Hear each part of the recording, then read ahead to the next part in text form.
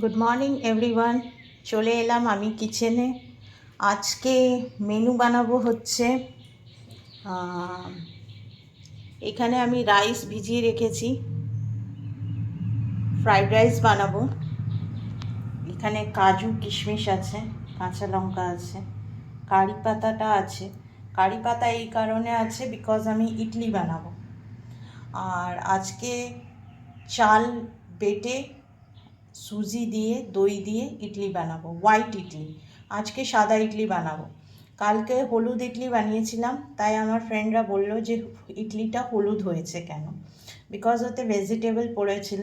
But আজকে plane সাদা ইডলি করব, তাই ইডলির প্রিপারেশানও করে দিয়েছি।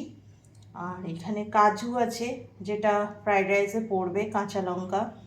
এখানে একটু কর্নফ্লাওয়ার ভিজিয়ে রেখেছি।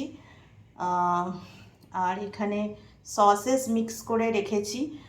আর এখানে ডিম রেখেছি, এগ ভেজ ফ্রাইড রাইস। এই যে ভেজিটেবল সব কেটে রেখেছি, এগ ভেজ ফ্রাইড রাইস করবো।